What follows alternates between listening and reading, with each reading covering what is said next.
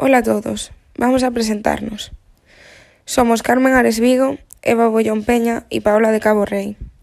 Somos alumnas de la asignatura de Humanismo Cívico del grado de Arquitectura de CESUGA. Y hoy vamos a entrevistar al profesor José Barrientos, docente de la Universidad de Sevilla y director de diversas revistas del ámbito de la filosofía. Escribió el primer libro en lengua española sobre la filosofía aplicada. Fundó y es uno de los actuales presidentes de la Red Iberoamericana de Investigación en Filosofía Aplicada. Por lo que Barrientos ha determinado dos formas de investigación. Una basada en la retórica, la dialéctica, la lógica informal, el análisis conceptual y la historia del pensamiento, y la otra, fundada en elementos de racionalidades alternativas como la simbólica, la poética y la narrativa para una transformación integral del sujeto. Nuestra primera pregunta es la siguiente. En cuanto a la filosofía aplicada, ¿cree que debería de ser un método más común entre las personas a la hora de debatir ciertos temas morales en la vida cotidiana? Pienso que no necesariamente tiene que ser un método más común la filosofía aplicada. En realidad la filosofía aplicada no es un método para debatir, sino que sobre todo es un entrenamiento para mejorar las competencias de debate y las competencias de pensamiento crítico. Por lo tanto, creo que podría ser útil y podría ofrecer un rendimiento para mejorar las capacidades para reflexionar, y en ese sentido, pues podría ser la filosofía aplicada podría ser un buen instrumento para mejorar las competencias, para reflexionar, profundizar y también, por supuesto, para debatir comunicativamente entre los sujetos ciertos temas o la mayor parte de los temas, y entre ellos, pues, los temas morales de la vida común. También se aplica este tema a enfermedades terminales, por lo que, ¿cómo explicaría en pocas palabras la ayuda que puede ofrecer esta disciplina a afrontar estas situaciones? La filosofía aplicada ha trabajado con enfermedades terminales, por ejemplo, en el caso de cáncer, pues ha trabajado Fonaferi en consultas individuales, y yo mismo he trabajado con alguna situación, con algún paciente oncológico, y efectivamente ha sido útil para el trabajo con estas personas en tanto en cuanto se planteaban la articulación de su sentido existencial, es decir, para qué vivir o para qué haber vivido todos estos años que han tenido. Y la filosofía aplicada de consulta ha servido precisamente para trabajar con este tipo de enfermedades terminales con pacientes. No solo con pacientes, de tal forma que la filosofía aplicada serviría para prepararse para la muerte, sino que también ha trabajado con familiares de los pacientes en el momento en que estos se tienen que replantear la muerte de un ser querido. La filosofía aplicada les puede ayudar a generar nuevos proyectos existenciales a partir de esa situación dolorosa que están pasando.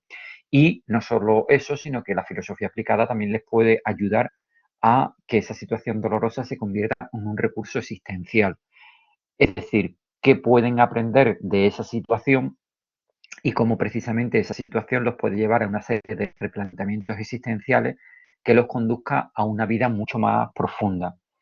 Y en esta línea, pues efectivamente la filosofía aplicada podría ayudar, como digo, tanto a enfermos terminales, pacientes terminales, por ejemplo, pacientes oncológicos, como a la familia. Y como digo, no es solo una desiderata, sino que es algo que hemos estado haciendo tanto en consulta como inclusive en trabajos grupales. Un tema bastante explícito es la fibromialgia, y teníamos cierto interés en qué puede ayudar la filosofía aplicada a tratar esta enfermedad. Efectivamente, el trabajo con fibromialgia ha sido realizado en filosofía aplicada durante algunos años, de una forma específica a través del grupo ETOR, Educación, Tratamiento y Orientación Racional, y concretamente por medio de una persona, Francisco Barrera Rodríguez, que trabajó con enfermas de fibromialgia aquí en Sevilla, en Andalucía, durante 4 años, y de hecho fue una de las partes de su tesis doctoral que versaba sobre existencialismo, filosofía aplicada, logoterapia y el trabajo desarrollado en el caso de fibromialgia. ¿Cómo puede ayudar? De muchas formas. Por una parte, hay que tener en cuenta que la fibromialgia implica un conjunto de pacientes que han sido estigmatizados socialmente, de tal forma que las personas que tenían fibromialgia, fundamentalmente mujeres, pues eran consideradas personas que se quejaban, pero que se quejaban sin ningún tipo de sentido, porque la medicina durante mucho tiempo no podía reconocer síntomas que pudiera medir en este tipo de personas, de tal forma que tenían que añadir al sufrimiento personal que estaban padeciendo el sufrimiento existencial de ser consideradas, de ser demonizadas por la propia sociedad, inclusive en muchas ocasiones por su propia familia. Con lo cual, pues se tenían que enfrentar a si lo que estaban padeciendo era real, a pesar de que el resto de la gente no lo valoraba, y cómo podían hacer su propio proyecto existencial a partir de esta minusvaloración que hacía la propia sociedad. El planteamiento existencial de la propia vida en esta situación y el planteamiento de cómo puedo seguir viviendo a pesar del sufrimiento que estoy sintiendo es algo clave dentro de los trabajos que Francisco Barrera, desarrolló en los talleres que estuvo desarrollando con la Asociación de Fibromialgia, como digo, aquí en Andalucía. En cuanto al grupo ETOR, nos gustaría que comentase un poco cómo se siente al trabajar en este proyecto en prisiones, si es fácil o difícil, por así decirlo, y tratar con gente que está encerrada e intentar darles otra versión de la vida. Siguiendo con esto, ¿nos podría explicar un poco su proyecto Boecio? Hay que incluir en esta pregunta varias cuestiones. Primero, este no es un proyecto, el proyecto Boecio de Prisiones no es un proyecto que competa necesariamente al grupo ETOR, sino que el proyecto Boecio es un proyecto que, bueno, que coordino personalmente. José Barrientos, o sea, yo lo inicié hace unos años y no en el marco del grupo ETOR, sino en el marco del grupo de investigación experiencialidad, bueno, y de otro proyecto que iniciamos en aquel momento, de un proyecto previo con la Universidad de Chicago. Y nuestra pretensión fundamental dentro del proyecto Boecio es desarrollar con los reclusos y reclusas las capacidades de pensamiento crítico, por una parte, y por otra parte, el gobierno de las pasiones. Las capacidades de pensamiento crítico son los que van a dotar a reclusos y reclusas de habilidades para no ser manipulados por la ideología criminal y por aquellos que de alguna forma tienen ciertas habilidades para conseguir que ellos hagan acciones bueno, que por sí mismos, es decir, que los manipuladores hagan acciones que ellos no quieren realizar, entonces manipulan a determinadas personas en prisión, como no tienen competencias de pensamiento crítico, pues lo consiguen o directamente hacen una manipulación emocional, sí, teniendo en cuenta de que estos reclusos y reclusas, muchos de ellos, pues tampoco tienen un control o un gobierno sobre sus propias pasiones, sobre sus emociones, y se produce esta manipulación emocional. Lo que intentamos en Boecio no es decirle a los presos, a los reclusos y reclusas, lo que está bien, lo que está mal, lo que deben de hacer o lo que deben dejar de hacer, sino que fundamentalmente les ayudamos a desarrollar competencias para que sean ellos los que autónomamente decidan qué hacer, y por supuesto les damos herramientas,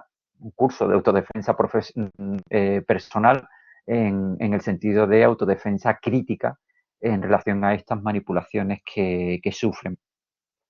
Fundamentalmente lo que hacemos es esto dentro del proyecto Boecio y generamos un entrenamiento basado en el modelo de un entrenamiento físico. Es como si los propios reclusos y reclusas fueran a los talleres de Boecio para entrenar, igual que en un gimnasio, pero en este caso no van a entrenar sus músculos, sino sus competencias críticas y sus competencias de gobierno sobre sí mismos. Y bueno, es lo que ahora mismo estamos desarrollando dentro de este proyecto. Con lo cual, la pregunta sobre los contenidos del proyecto Boecio pues quedarían un poco también aquí explicadas. ¿Por qué a la hora de impartir estas clases hay algunas veces que es necesario diferenciar entre internos e internas? Hay que tener en cuenta que los reclusos y reclusas, los privados y privadas de libertad dentro de prisión viven una situación bastante distinta por diversas circunstancias. En primer lugar, por el número. Actualmente la población femenina en prisión es de apenas un 20% en relación a un 80% de reclusos. En la mayor parte de los países a nivel internacional es este el porcentaje, es decir, 3/4 partes suelen ser hombres, una cuarta parte suelen ser mujeres, y esto pues ya crea ciertos problemas como por ejemplo dispersión penitenciaria, es decir, si en España tenemos 4 prisiones femeninas y 80 prisiones masculinas, quiere decir que si uno es hombre, probablemente tenga más posibilidades de acabar en una prisión cercana a su domicilio particular, a su familia, que en el caso de que sea una mujer, porque quizás pues, la prisión que está cerca de donde ella vive, de estas 4 prisiones en España, están llenas y quizás tengan que derivarla a una prisión que está a 400, 500, 600 kilómetros. Esto ya supone que esa persona, en la mayor parte de las ocasiones, la familia no va a visitar a esta mujer, a diferencia del hombre que vive cerca de su propia familia, con lo cual este es uno de los problemas. También puede suceder que quizá lo que estén las mujeres sea en un módulo dentro de una prisión masculina, con lo cual pues la prisión no está diseñada para cubrir las necesidades de la propia mujer, con lo cual se dan también estas dificultades. Otras de las dificultades que se dan entre las privadas de libertad en relación a los hombres, sobre todo en los países empobrecidos, es la ideología que hace de la mujer penar 2 veces dentro de prisión. Es decir, si un hombre comete un delito violento dentro de un determinado país, esa situación puede inclusive hacer que aumente el recluso en el ranking social criminal.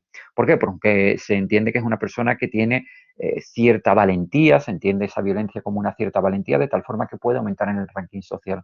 En el caso de las mujeres es todo lo contrario. Se piensa que una mujer que ha cometido una violencia, que ha asesinado, por ejemplo, es una suerte de monstruo social, que se ha convertido en un monstruo, porque se entiende que la mujer lo que tiene que hacer es cumplir una imagen de delicadeza dentro de la propia sociedad, y por eso si mata a alguien pues se convierte de alguna forma en monstruo.